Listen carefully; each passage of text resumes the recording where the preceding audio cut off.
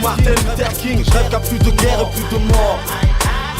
Je rêve de ma Porsche garée sur le parking. Je rêve de disque d'or, de puissance noire. Je rêve même si je dors pas, je rêve de m'évader. Julien, bonjour. Bonjour Mathias. Merci d'être là aujourd'hui. Est-ce que vous pouvez nous présenter la marque Triangle en quelques mots? Oui, bien sûr, avec plaisir. Alors Triangle, c'est un concept de personnalisation que j'ai créé en 2012 et qui permet donc d'imprimer des images, des logos, des slogans sur le support de son choix. On fait de 1 pièce à 500 pièces et on s'adresse un petit peu à tout le monde. Ok. On arrive à créer en quelques minutes avec nos graphistes le design qui va bien et à l'imprimer pour le lendemain. D'accord. L'idée, c'est de repartir sur notre concept définition en mettant la qualité première du jeune, en gros, en expliquant un petit peu ce qui fait ses traits de caractère et en signant avec son prénom en dessous pour que le recruteur puisse avoir une idée immédiate des qualités du jeune. Mais aujourd'hui, qu'est-ce que va pouvoir vous apporter finalement le projet à la marque? Le projet Exprime-toi, qu'est-ce qu'il va pouvoir apporter en plus-value à la marque qui commence à se développer?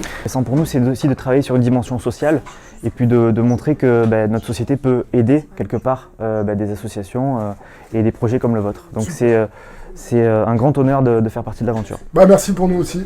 Merci. À bientôt, Julien. Bonjour, est-ce que tu peux te présenter?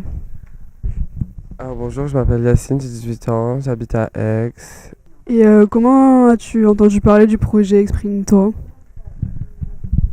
Le projet Exprime-toi, c'est la mission locale qui était en relation avec Acte 13. Du coup, ils nous ont parlé qu'ils allaient élaborer un projet couture et tout. Et vu que ça m'intéresse, je me suis inscrit. Alors, qu'est-ce que tu penses que ce projet peut t'apporter pour toi?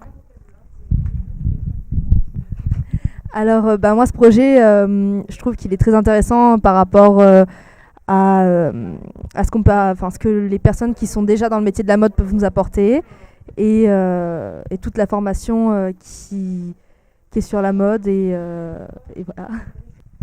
Aurais-tu des questions pour moi? À peu près les mêmes. C'est qu'est-ce qui peut te passionner dans ce projet?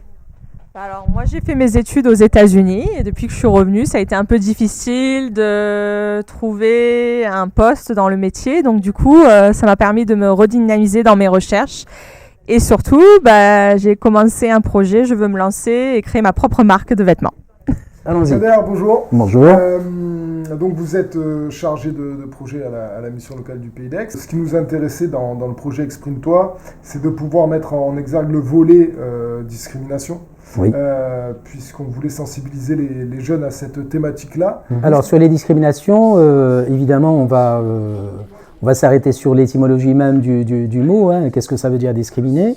Mais au-delà, c'est d'amener une réflexion avec les jeunes à partir du vécu. C'est-à-dire on essaie vraiment de lancer un échange, chacun témoigne un petit peu de son expérience, la sienne propre ou celle vécue par un collègue, un ami, un proche, voilà. Et puis à un moment donné, on rappelle la loi, on essaie de donner quelques repères historiques, et puis on donne des outils, on donne des ressources, à la fois au niveau de la mission locale, avec toutes les possibilités qu'il y a en interne, et puis avec les ressources du territoire, si demain je suis discriminé, quelle que soit la nature de la discrimination que j'ai pu subir, quelles sont mes ressources au niveau du territoire qui est le mien. Est-ce que je peux aller rencontrer un avocat? Est-ce que je peux aller rencontrer un conseiller pour avoir un avis étayé, éclairé? Voilà, quelque chose qui va me permettre de, in fine, développer, augmenter ma capacité à agir sur mon vécu et sur l'environnement qui est le mien, en particulier en lien direct avec la question de l'emploi. D'accord. Et sur la thématique de l'égalité homme-femme, souvent ça surprend le public jeune, ou c'est quelque chose sur lequel ils sont sensibilisés finalement quand vous l'abordez? Vous avez l'impression que c'est quelque chose dont les jeunes ont conscience, cette problématique-là, ou pas du tout? Ça surprend, mais j'allais dire à l'envers, c'est-à-dire qu'ils se posent la question, mais on en est encore là? Voilà.